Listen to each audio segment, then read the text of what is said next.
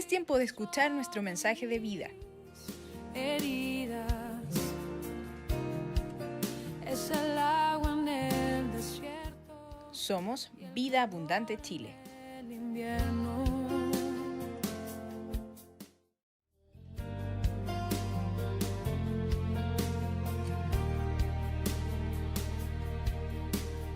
Tu palabra. Ha sido un tiempo muy hermoso de compartir con ustedes la alabanza. Es un grato agrado, es agradable ver a Laurita ahí en medio de todos de nosotros compartiendo su tiempo de alabanza. Es una bendición para nosotros. También, al finalizar mi compartir de esta mañana, quisiera darle lugar a Jan, que nos ha pedido que quiere saludarnos ahora que está allá en su país con su familia. Así que al terminar mi palabra le voy a compartir unos minutos para que los coordinadores nos ayuden a conectar con Jan.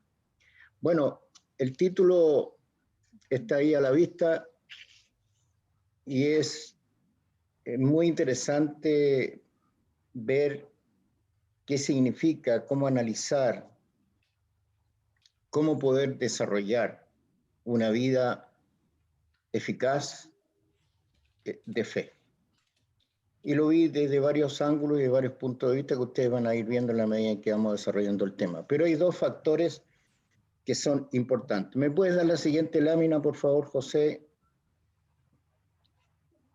Primero, hábitos para una vida consagrada a Dios. La vida consagrada a Dios no es una casuística, no es una circunstancia determinada de tu vida. La vida consagrada a Dios es una constancia, es un permanecer de manera constante en el vínculo y en la relación que debemos tener con Dios.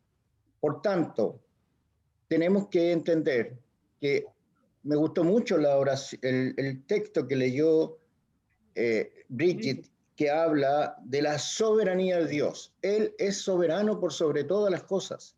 Él está por sobre cada detalle de tu vida. Está por sobre cada situación que vive en nuestro país, que vive el mundo entero. Él es soberano, Él es el rey.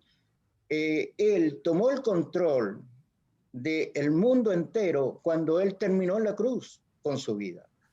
Y por tanto, nosotros estamos creyendo en un Dios completamente soberano, donde Él tiene el dominio y el control de todas las cosas. Por eso que en esta parte de introducción, voy a tomar la hora también, para no pasarme, debemos apropiarnos, dice el primer texto, si usted alcanza a leer, debemos apropiarnos de las promesas de Dios para aplicarlas en nuestra vida terrenal. Vale decir, Dios tiene grandes cualidades, grandes virtudes que pueden ser aplicadas en nuestra vida cuando dependemos de Él. Pero estas tienen que tener, como dice ahí, profundas convicciones espirituales. Es decir, nuestro sí que sea un sí y que nuestro no sea un no. Es decir, no hay un término medio. Para creer y tener el desarrollo de la fe, tenemos que tener el convencimiento absoluto que Jesucristo es el Hijo de Dios y por Él y por medio de Él se harán todas las cosas en el mundo y en lo personal en nuestra vida. Por eso que el texto de Mateo 28, 18, y todo el mundo lo conocemos, dice que toda potestad, es decir, toda autoridad, yo le puse entre paréntesis ahí soberanía, me ha sido dada en el cielo y en la tierra. Él tiene autoridad en el cielo y en la tierra. Maravilloso. Por tanto, usted ha confiado en ese Dios que tiene poder en el mundo entero, en el cielo y en la tierra. Y Él está pendiente de cada detalle que usted pueda estar viviendo, cada situación difícil que pueda enfrentar. Él va a estar atento a su necesidad. Luego agrego en el cual se pueden definir y aplicar dos palabras claves en este desafío para los hijos de Dios. ¿Y cuáles son las dos palabras claves? ¿Escuchas? En primer lugar, para poder tener una vida constante y permanente en el Señor, tenemos que tener una conducta de hábito. ¿Y qué es la palabra hábito? Quise entenderla de una forma un poco más gramatical. Y si ustedes están ahí con el texto a la vista, es interesante lo que el involucramiento de lo que dice la palabra hábito. Dice, es una acción repetida de forma constante, es decir, una repetición permanente y o periódica por parte de una persona, ya sea consciente o inconsciente. Los hábitos, más que ninguna otra cosa, nos definen como personas. Es decir, la persona que eres actualmente es producto directo de tus hábitos practicados desde tiempos pretéritos en tu vida.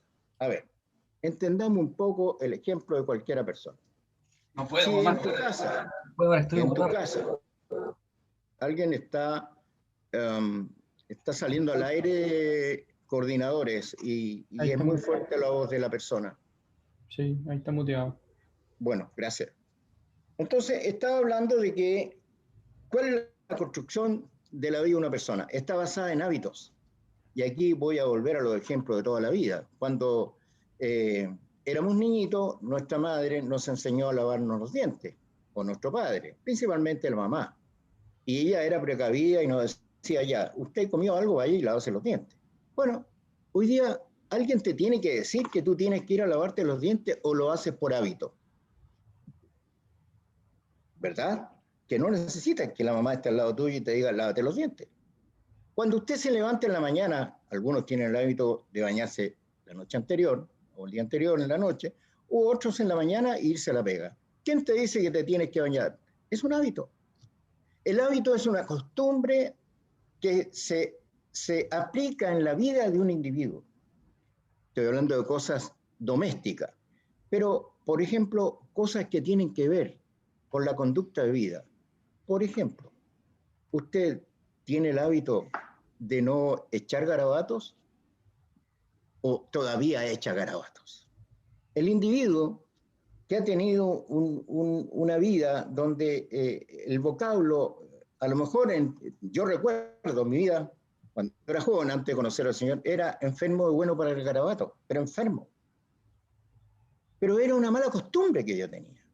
Hasta que yo mismo me di cuenta que esa mala costumbre no me servía para establecer vínculos sanos con las personas. Por ejemplo, cuando yo conocí a mi señora, no iba a ir a garabato limpio a hablar con ella, ¿no les parece? Entonces, cambié el hábito de hablar mal. Entonces, los hábitos en la vida espiritual también son fundamentales. Y ustedes van a ver más adelante, en el desarrollo del texto, de la palabra que voy a compartir, cómo se hace de vital tener hábitos. Y para vivir una vida cristiana intensa, poderosa en el poder del Señor, necesitamos ser de constantes hábitos. No podemos nosotros pretender alcanzar una buena relación con el Señor si en nosotros no se establece hábitos de vincularnos con Él. No voy a entrar en el tema todavía, pero de vincularnos y tener una relación. Por eso es que yo puse al final, mire hermano querido, la parte final mía dice que la persona que eres actualmente es producto directo de tus hábitos practicados desde tiempos pretéritos en tu vida. ¿Usted cómo ve su vida? ¿Llena de hábitos? ¿Lleno de costumbres? Es porque usted los adquirió, pero ya nadie tiene que decirle que los haga, usted lo hace en forma natural. Y un segundo punto tiene que ver con la vida consagrada. ¿Qué es la consagración en definitiva? Es responder al llamado de Dios, a una consagración espiritual. Es decir, cuando usted habla de consagrarse es santificar, ordenar su vida espiritualmente frente a Dios. Esto significa tomar una decisión consciente y voluntaria de dedicar tu mente. Presta atención a estos 4 conceptos: mente, alma, corazón y cuerpo a Dios. Es decir, usted ya no se pertenece, usted pertenece a Dios. Y esta conformación de estos 4 elementos que son el cuerpo y el ser humano, vale decir, la mente, el alma, el corazón y el cuerpo, ahora dependen de Dios. ¿Cuándo dependen de Dios? Cuando usted ha puesto su vida bajo la autoridad de Jesús. Ninguna de estas cosas que estamos hablando será posible si usted no pone o no reconoce a Jesucristo como su Señor y su Salvador personal. No podrá. No podrá, porque estamos hablando de una consagración espiritual. Quiero precisar, más que precisar, decir de paso, que Satanás es un espíritu, pero un espíritu de maldad. Y él también, algunos discípulos de Satanás, consagran su vida al satanismo. Entonces también tienen hábitos y costumbres que lo llevan a un estado de perdición espiritual. Entonces, para entender bien esta figura, usted tiene la posibilidad de consagrarse espiritualmente al Señor, donde la dirección espiritual obliga a la carne a hacer las cosas que Dios le va revelando a través de la experiencia que va teniendo con el Señor. Entonces, termino en esta introducción para decir, no la leo acá. Quería finalmente decir lo siguiente.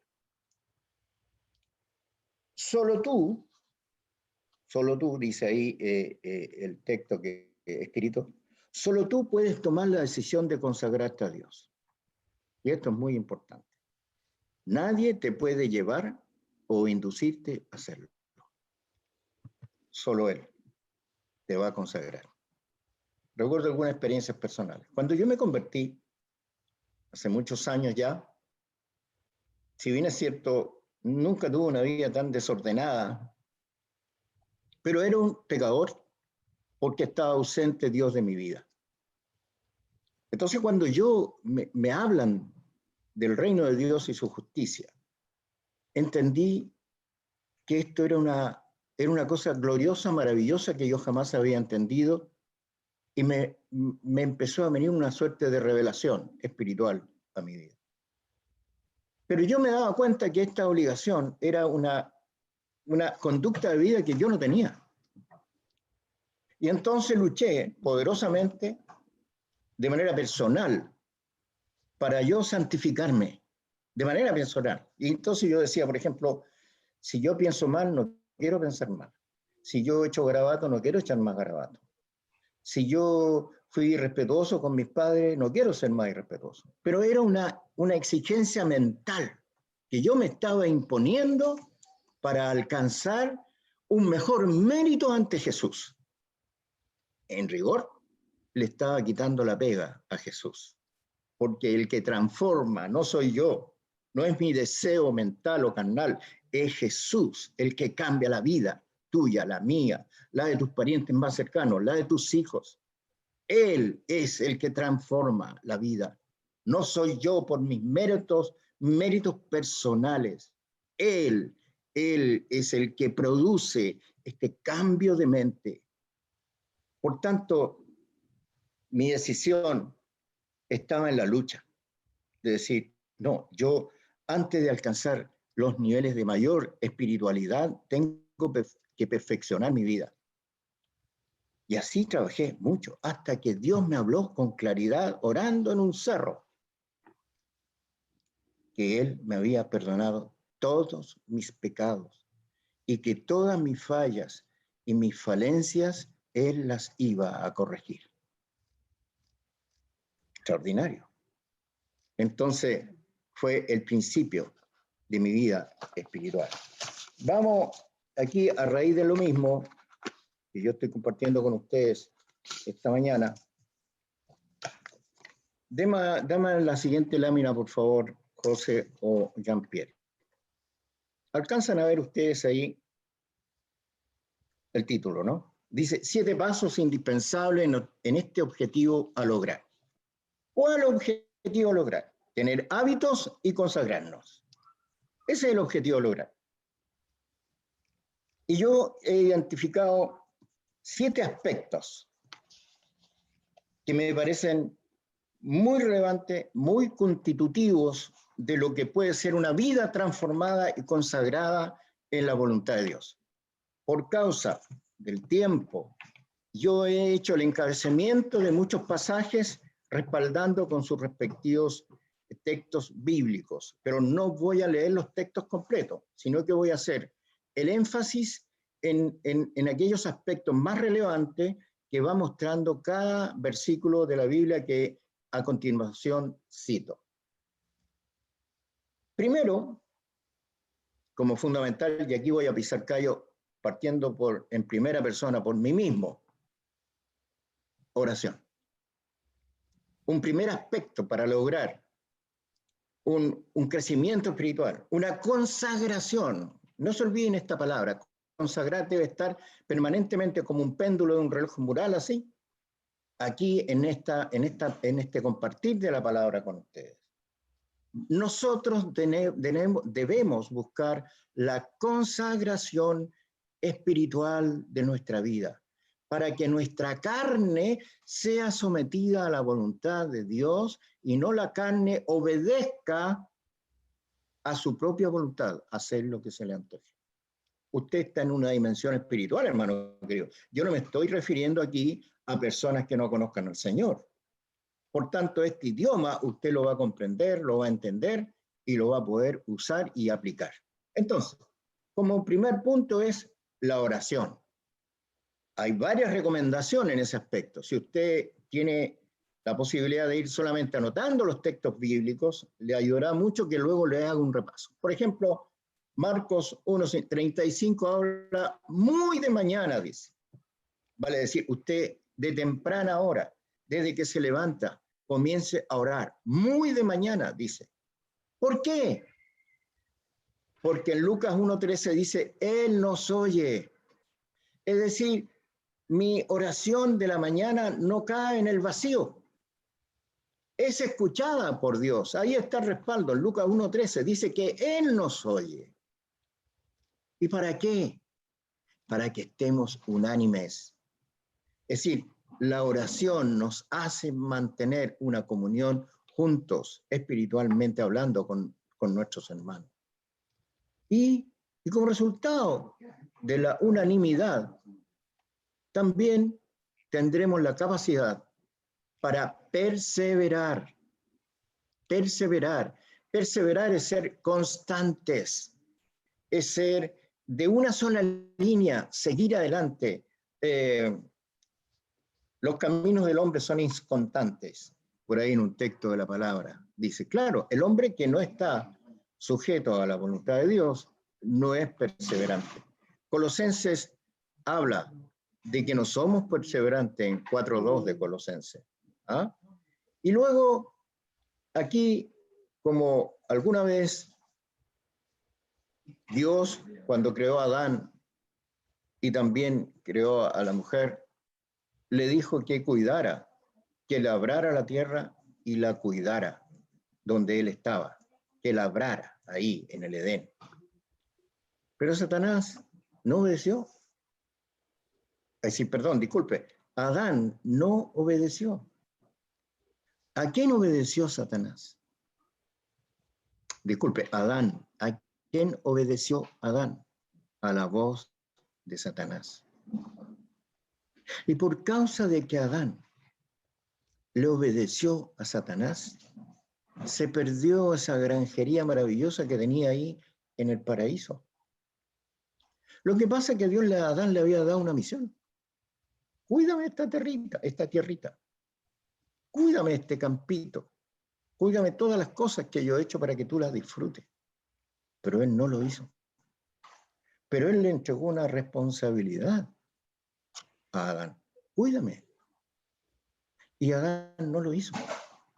Dejó de hacer lo que Dios le había dicho que hiciera. Sí, Dios le dio un mandato delegado, le delegó autoridad para que él cuidara. ¿Pero qué hizo Adán? Falló y cayó en la tentación por Satanás. ¿Sabes lo que pasó, hermano querido? Que cuando eso se produjo, la autorización delegada que Dios le dio a Adán, se la arrebató Satanás. La autoridad que le dio Dios a Adán, se la quitó Satanás. Por eso que a partir de ese día, el mundo cambió. El mundo cambió y apareció Caín y Abel, aparecieron las plantas que te picaban los pies, aparecía la muerte de animales, porque Satanás empezó a controlar el planeta, el universo, y particularmente la Tierra. Por eso es que en el corazón de los hombres tiene que haber un cambio de postura, o seguimos en el mundo sometidos a la voluntad de Satanás, o salimos de ese contexto. La única forma de salir es que usted se ponga bajo la autoridad de Jesús. Entonces, aquí yo pongo en Lucas 20:40, digo, velad. Adán no estuvo velando por eso, fue descuidado. Creyó a la mujer. ¿Volviste? Yo ya volví. ¿Y en qué terminó? Terminó en que trajo al mundo el dolor, la tragedia y la desgracia, donde solamente Dios pudo tener orden y control enviando a Jesús a la tierra. Entonces, la oración es una necesidad vital y lo hacemos porque le amamos, estrechando nuestra relación con Él íntimamente. Fundamental la oración. Primer punto, la oración. Segundo punto, tener fe y creer en Él. Yo aquí voy a usar un texto de Mateo 10:39, dice, hallarle. Quiero ver aquí, en Mateo 10:39 dice que el que halle su vida, alma, la perderá, y el que pierde su vida por causa de mí, la hallará. Él es soberano, soberano de los reyes de la tierra. Pero quiero precisar qué significa perder la vida. Uno dice, pero ¿cómo? ¿Me voy a morir? No, usted va a perder la vida terrenal. Va a morir con esa vida. Cuando usted conoce al Señor y termina en el bautismo de agua, usted ha enterrado su vieja vida. Ahí murió, ¿verdad? Y cuando muere usted, nosotros somos, igual como Jesús, resucitados espiritualmente, porque estábamos muertos en los delitos y pecados que nos acarreábamos. Pero cuando usted pone su vida bajo la autoridad de Jesús, se ha producido la resurrección de su propio espíritu. Por eso usted entra en una dimensión distinta y estas cosas le son comprensibles a su mente. Entonces, el que pierde su vida, usted no va a dejar de respirar. No, perder la vida, dejar de tener autoridad sobre su propia vida, hacer las cosas por su propia cuenta. Eso es lo que está diciendo el texto. Por causa de mí, por causa de Cristo, porque usted puso su vida bajo la autoridad de Jesús, entonces la hallará, la encontrará, encontrará la vida plena en Cristo Jesús. Entonces, Él es soberano y está por sobre toda autoridad en la tierra. Por tanto, usted búsquele a Él, llénese de fe, crea en el Señor y usted verá que su vida espiritual empieza a cambiar. Segundo punto. Tercer punto de esta lámina. Meditar. Qué interesante esta palabra, hermano, meditar. Meditar es como analizar. Hay alguien, Jean-Pierre, que está... Por favor. Gracias, Jean-Pierre. Era muy fuerte el sonido que se estaba dando y no se alcanzaba a escuchar. Entonces estaba hablando del tercer punto. Entonces hablamos primero de la oración, luego hablamos de la fe y luego hablamos de meditar. Bueno, tal cual como dije al comenzar, compartir la palabra con ustedes, aquí yo me estoy autopisando callos, ¿ah? Aquí, por favor, no piensen ustedes que ustedes se encontraron con un hombre excelso, puro, santo. No, tengo las mismas debilidades de ustedes, la misma flaqueza, solo que están sujetas a la voluntad de Dios. Y Él va perfeccionando día a día mi vida para ser más grato delante de Él todos los días de mi vida. Ese es mi desafío, esa es mi entrega, mi disposición. Y esa es la disposición que debe tener usted. Porque usted ahora está manejándose en una dimensión espiritual. No se está manejando en la dimensión terrenal. Ya usted ha muerto. Su carne murió. Ahora su espíritu es exaltado. Por eso es que usted tiene una relación con Dios. Es como que tiene un teléfono directo con nuestro amado Jesús, con nuestro Padre Celestial. Le contaba en alguna prédica anterior, y lo recuerdo ahora, algunos presidentes en el mundo, principalmente los más poderosos como Estados Unidos, es interesante ver algunas acciones que son hábitos en el equipo de seguridad de los presidentes. Cuando este presidente Trump dejó la presidencia, le traspasaron un maletín muy particular que usan todos los presidentes norteamericanos, todos. Y vean ustedes que el presidente va adelante y atrás va alguien, un asesor, un guardaespaldas, con un maletín. Ese maletín guarda los secretos más relevantes del Estado de Estados Unidos, del país Estados Unidos. Vale decir, si el hombre va al baño, el presidente de los Estados Unidos, y hay un conflicto bélico mundial, aprieta un botón desde el baño y se desata un enfrentamiento bélico, por ejemplo. Bueno, ¿por qué quiero decir esto?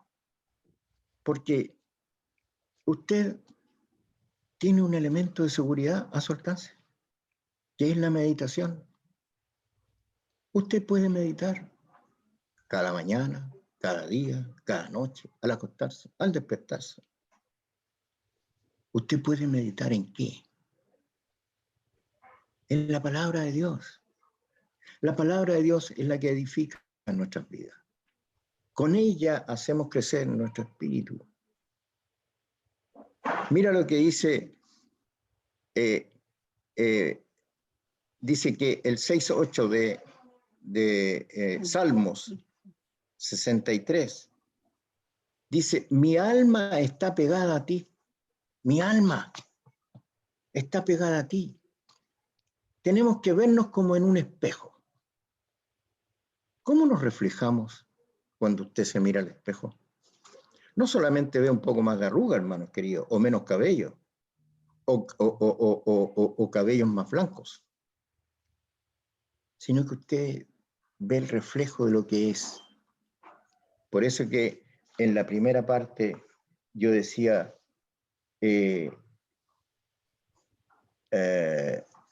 la persona, en adquirir hábitos, la persona que eres actualmente es producto directo de tus hábitos practicados desde tiempos pretéritos en tu vida.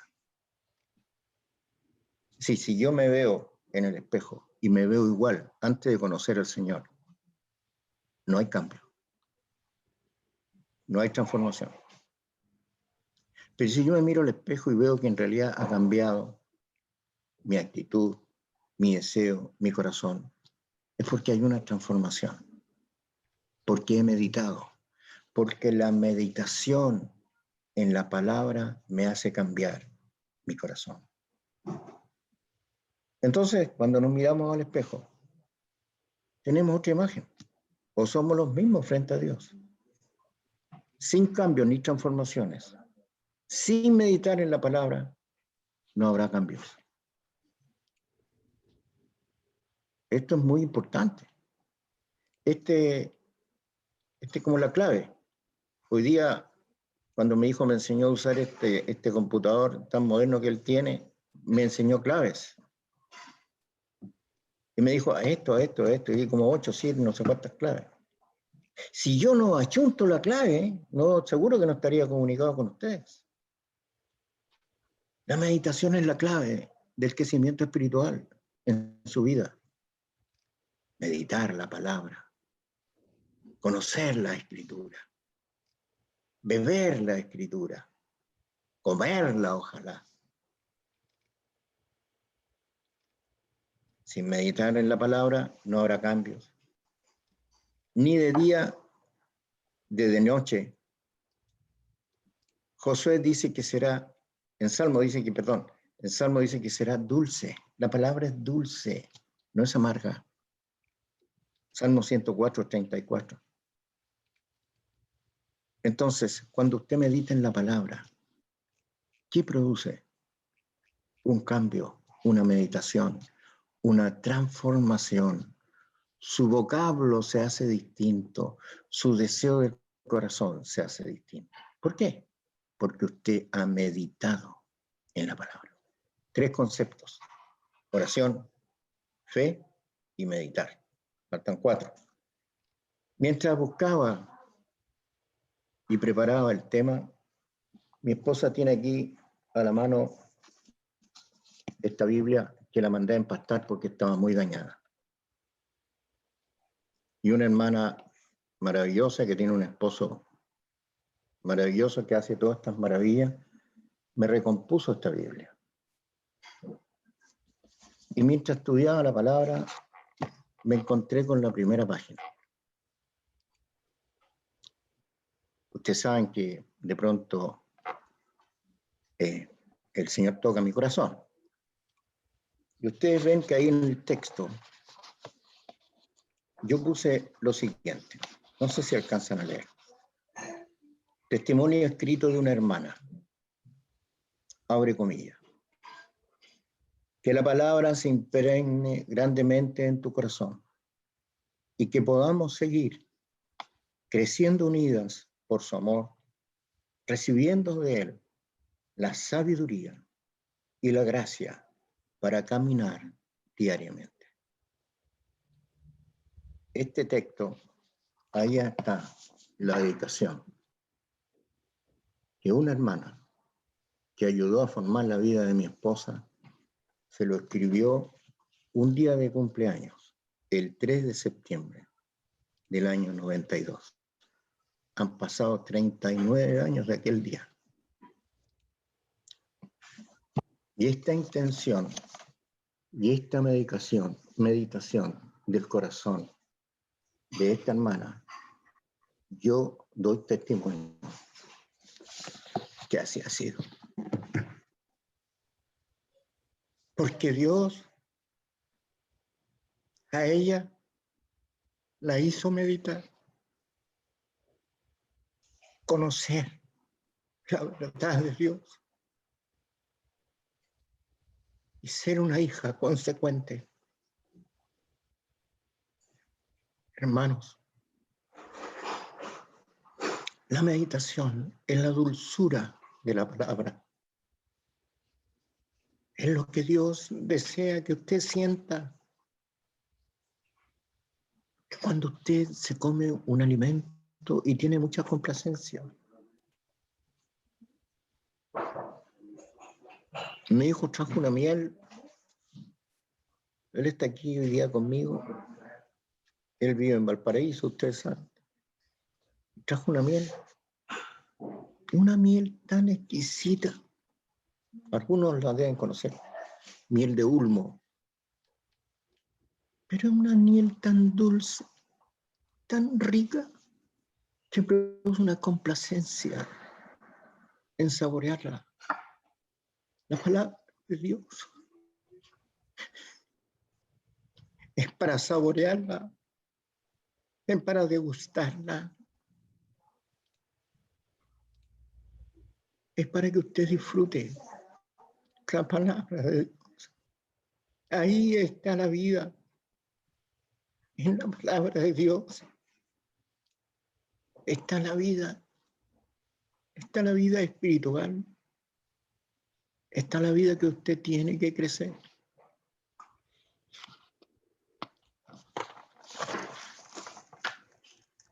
Tres puntos. Vamos al cuarto.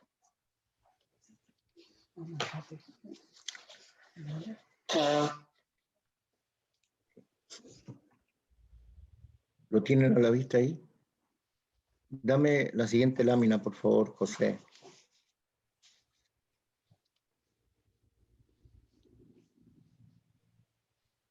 Obedecer. ¿Por qué usted tiene que obedecer? Para no errar el camino. Cuando usted obedece no yerra, no falla. Usted obedezca al Señor. Lo que Él le diga, créale. Por tanto, cuando usted obedece, está creyendo en un Dios supremo, en un Dios poderoso, en un Dios que le da las capacidades para poder tener esa obediencia a Él. Uso algún texto de Deuteronomio, dice, cuando obedecieres a la voz de Jehová, cuando usted obedezca a Dios, usted va a aprender a caminar en sus caminos. Otro texto más que dice, guardar sus mandamientos y estatutos, cuando te convirtieres a Jehová tu Dios con todo tu corazón y toda tu alma. Es decir, guarda los mandamientos y los estatutos. Conserva este camino de obedecer.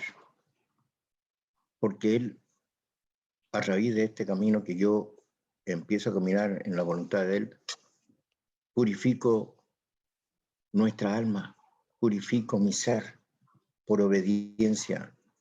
Por eso que yo hablaba de no errar, no me equivoco cuando yo obedezco a Dios. Y si yo lo puedo hacer,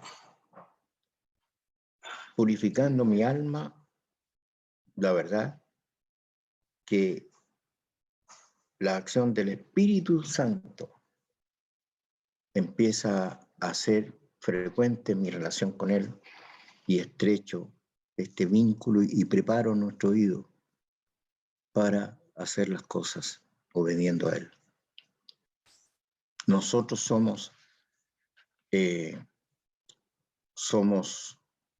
dice la Escritura, renacidos no de simiente corruptible, sino de incorruptible por la palabra de Dios que vive y permanece para siempre. La simiente de Dios está ahí en su corazón. La semilla, el germen de la vida transformada, la puso Jesús, la puso el Padre Celestial en usted. Y esa es la confianza que usted debe tener para obedecer. Mire, el mundo está lleno de confusión, lleno de vilezas, y así se vive. Y dan por sentado lo que no debe dar por sentado. Dan por aceptado lo que es corrupto y lo que es engañoso. Lo dan por aceptado. Porque viven o vivimos en el mundo bajo un régimen conductuales que no están cercanos a la voluntad de Dios. Pero nosotros nos regimos por niveles espirituales superiores. El tema es seguir a otros o a Dios. ¿Sigo haciendo las cosas que hacía antes de conocerle al Señor? ¿O debo cambiar de ruta? ¿Y debo cambiar de camino?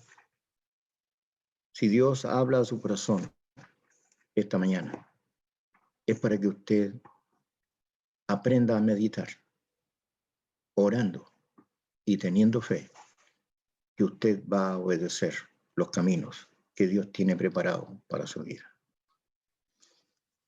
Cuarto punto. Quinto. Y esto es la llave maestra, a lo mejor, de todo lo que hemos ido hablando. Depender del Espíritu Santo. El quinto punto. Somos guiados por Él. Por eso que hablaba de obedecer, porque Él nos guía y nos conduce. No nos lleva por un mal camino. Entonces, depender del Espíritu Santo hace que seamos guiados, seamos conducidos por la gracia de su Espíritu. En Romanos 8:14 dice eso. Pero luego agrega en 1 Corintios 3:16, Todos los que somos guiados por el Espíritu de Dios, somos hijos de Dios. ¿Por qué? Porque Él mora en nosotros. Él está en tu vida. Él está en nuestra vida. Usted hoy es una persona que, teniendo presente los anteriores conceptos, usted depende del Espíritu Santo. Usted fíjese que tiene el oído bien sensible a muchas cosas. ¿Por qué? Porque Dios está morando en usted. Y cuando Él quiere comunicarse con usted, usted tiene su teléfono abierto. Puede entrar una llamada directamente de Él. Y Dios le habla. Por tanto, si Dios le habla, usted lo único que tiene que hacer es obedecer. Porque usted depende de Él. Él guía los pasos suyos en este tiempo.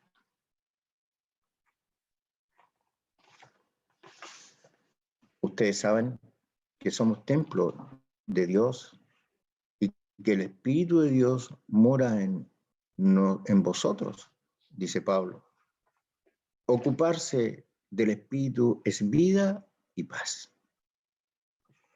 Ciertamente, cuando usted depende de la acción del Espíritu Santo, usted vive una vida, puede estar pasando por una situación un poco compleja, pero aún así conserva la paz. Y usted sale de los obstáculos cuando usted es guiado del Espíritu, por el Espíritu. Recuerdo hace muchos años atrás, no sé, más de 20, estábamos en un retiro allá, Renato se acuerda bien de esto, en Padre Hurtado, un retiro que venían unos hermanos de Argentina. Creo que estaba Ángel Negro, Renato. Y en esos años yo estaba pasando por un momento muy conflictivo con mi negocio, con mi empresa. Yo pensaba que en aquellos días era tan difícil la situación que estaba viviendo que yo iba a quebrar. Como yo tengo una pequeña empresa, ustedes saben. Y yo me acuerdo que después de un tiempo de alabanza, se acerca un hermano argentino que nunca más he visto en mi vida. Nunca más. Me dice, hermano, Dios me mostró algo para ti. Y me acerco. Me acuerdo que salgo al patio, no donde estaba en el salón, y me dice lo siguiente, hermano, Dios me mostró una situación que quiero compartir contigo. Dios me mostró que tú estabas frente a una gran roca. Roca, pero me dijo roca, no me dijo cerro, una roca. Y tú no sabes por dónde salir. No sabes por dónde ir. No tienes el camino definido. Porque estás enfrentado a un gran problema. Pero yo te quiero decir, me dice, que Dios te va a sacar de esto. Y te va a hacer subir esta roca. Y la vas a traspasar al otro lado. Y tú dices, pero ¿cómo voy a subir por acá si no se puede subir? Pero Él te va a hacer subir. Bueno, y al otro lado me dijo, cuando llegues, verás que va a haber una planicie y un sol esplendoroso. Pero para eso pasará mucho tiempo. Pero tú ten fe y obedece lo que Dios te manda. Bueno, han pasado muchos años de aquella palabra profética a mi vida. Y ciertamente eso pasó. Porque yo salí de mi situación de aquellos años y Dios ha bendecido nuestra vida, no solamente en lo material, sino que principalmente en lo espiritual. Esa palabra se cumplió. Y yo dependí del Espíritu Santo para obedecer. Porque yo podría haber dicho, no, que este caballero no lo conozco, no lo he visto, quizás no lo voy a ver nunca más, no sé ni siquiera cómo se llama. Y de pronto aparece y me dice esto. Dios lo envió, hermano. Depender del Espíritu Santo es cosa favorable para la vida de cada uno de nosotros. Así que esté atento. No No se haga el sordo cuando Dios quiera hablar a su vida. Preste la atención. Entonces, espíritu de paz y la vida de Cristo en su corazón.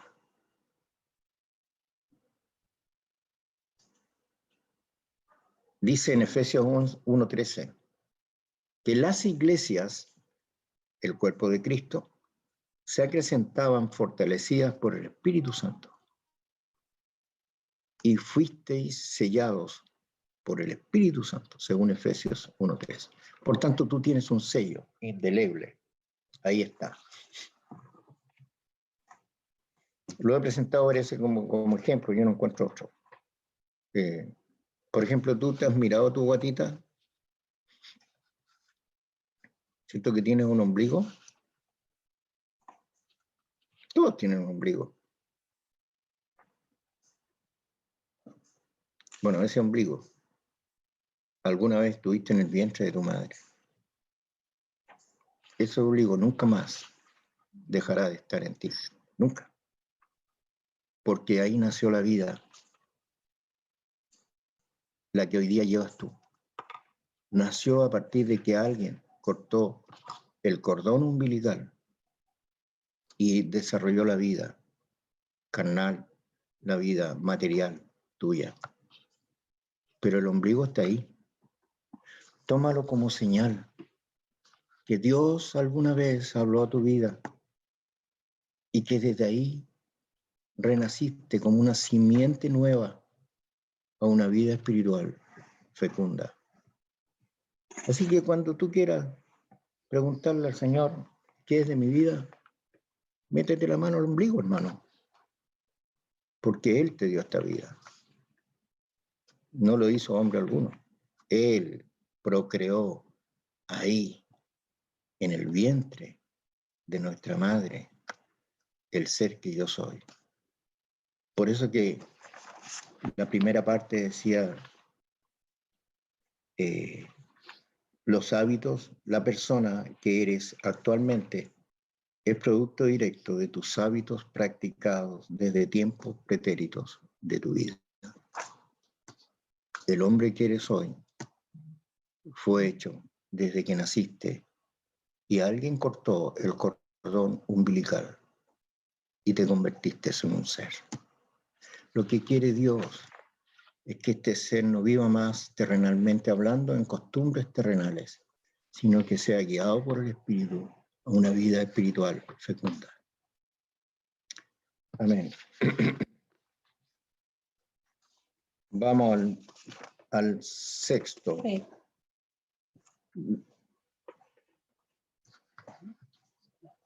Dar, queda poquito ya, dar generosamente.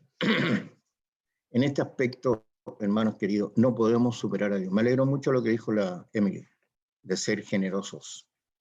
Cuando usted es generoso, normalmente cuesta ser generoso con las cosas materiales. Parece que el dinero es muy, muy apreciable. Pero cuando somos generosos, Dios bendice. Y te lo multiplica por muchas veces más. Entonces, no podemos en esta generosidad superar a Dios. Porque vivir es maravilloso. Por eso yo usé el ejemplo del ombligo. Estar vivo ya es una maravilla de generosidad del Creador de la vida, por darnos la vida. Entonces, este texto que voy a leer a continuación, el que siempre escasamente, también escasamente segará. Y el que siembra generosamente, generosamente también segará. Entonces, hermanos queridos, sea usted generoso con sus bienes, con su propia vida. Si a veces no tiene que ser generoso con entregar un dinero, un aporte, algo lo que sea, sino que a lo mejor ser generoso en el servicio, en la obra de Dios, estar dispuesto a entregar el servicio para que otros sean beneficiados.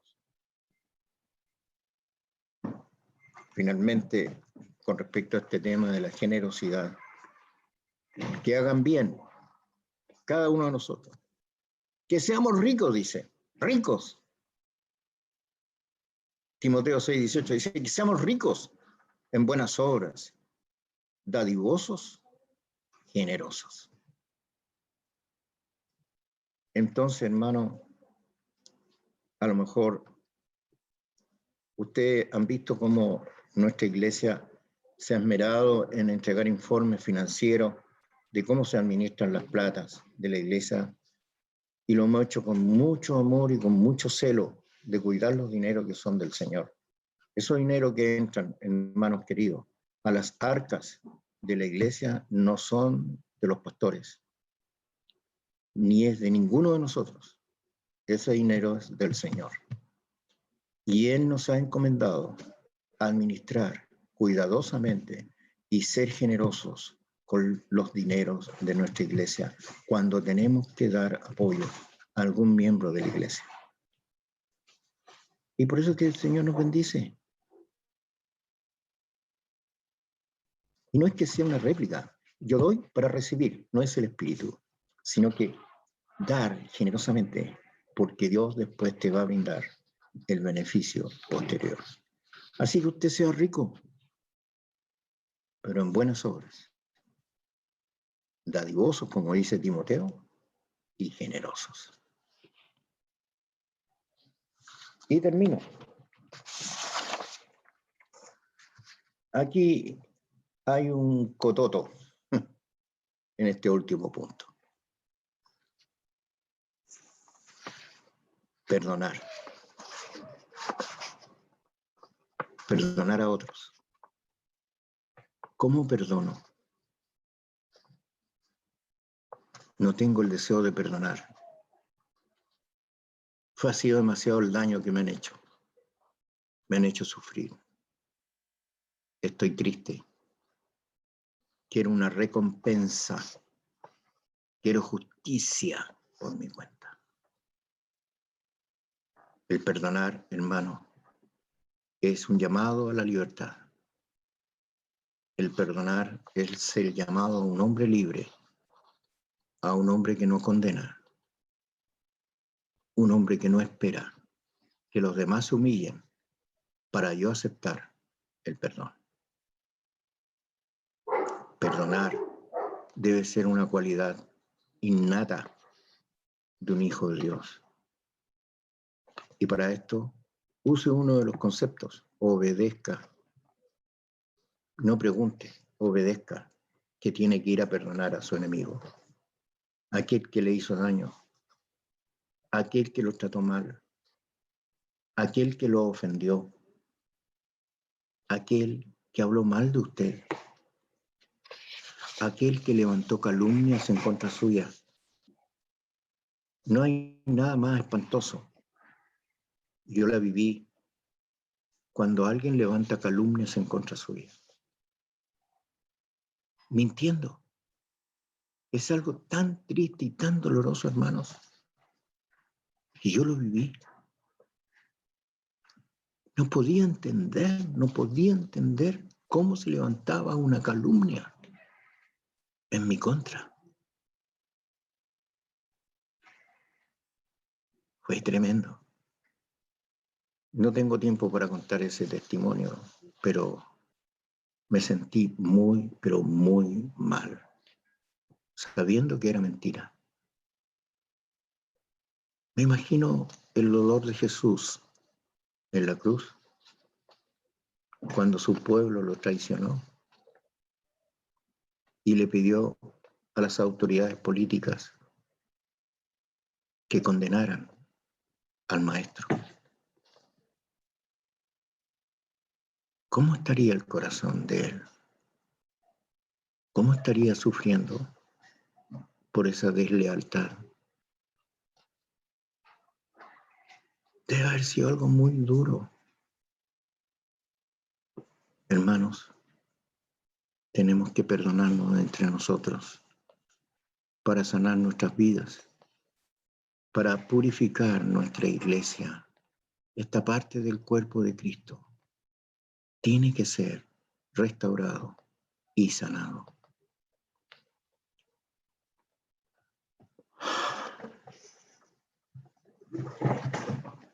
Efesios, con esto termino, hermanos. Efesios 4, 26, 32. Es una loa, es una oda al perdón. Puede meditarlo usted al terminar esta reunión, pero yo voy a leer el texto tal cual aparece en la Escritura. Voy a leer Efesios 4, 26 al 32. Dice, airaos, pero no pequéis. No se ponga el sol sobre vuestro enojo, ni deis lugar al diablo.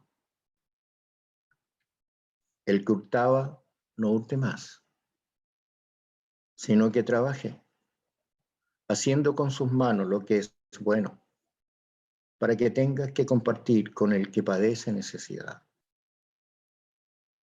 Ninguna palabra corrompida salga de vuestra boca, sino que sea buena para la necesaria edificación, a fin de dar gracia a los oyentes. Y no contristéis al Espíritu Santo de Dios, con el cual fuisteis sellados para el día de la redención. Quítense de vosotros toda amargura, enojo, ira, gritería y maledicencia y toda malicia. Antes sed benignos unos con otros, misericordiosos, perdonándoos unos a otros. Y aquí está el cierre maravilloso del texto que escribió Pablo, cerrando de manera magistral este texto. Como Dios también os perdonará a vosotros en Cristo. Ya Él nos perdonó. Por tanto, ¿cuál es la distancia entre el perdón suyo con aquel que le hizo el daño? ¿Cuánto daño le hicieron a Jesús? Hermanos, abra su corazón, sane su corazón, tenga un corazón lleno de paz y de armonía espiritual, perdonando al que le levantó un juicio en su contra. Entonces, si repasamos, tenemos los 7 puntos que he considerado importante compartir con ustedes. Primero, la oración, ¿verdad? La fe, el meditar, obedecer, depender del Espíritu Santo, ser generosos y finalmente perdonar. Hermanos, estos 7 puntos pueden ser vitales en el crecimiento espiritual de su vida. Concluyo con esto. La última página. Gracias, Jean-Pierre. Finalmente, hoy usted reinicie o comience a practicarlo, vivirlo encarnadamente para ser lleno del Espíritu Santo. Termino con esta palabra del apóstol Pedro. Ahí en 1 de Pedro 1:3 dice, bendito el Dios y Padre de nuestro Señor Jesucristo, que según su grande misericordia nos hizo renacer para una esperanza viva, por la resurrección de Jesucristo de los muertos, para una herencia incontaminada e inmarcesible, reservada en los cielos para vosotros, que sois guardados por el poder de Dios mediante la fe, para alcanzar la salvación que está preparada para ser manifestada en el tiempo postrero. Usted está viviendo el tiempo postrero, yo también. Está preparada esta manifestación de gloria para cada uno de nosotros y su grande misericordia. Que el Señor añada todo lo que sea necesario que usted vaya comprendiendo después de esta prédica. Muchas gracias. Dios bendiga. Denle la palabra al Jan que quiere saludar. Gracias, hermano. Dios les guarde. Gracias.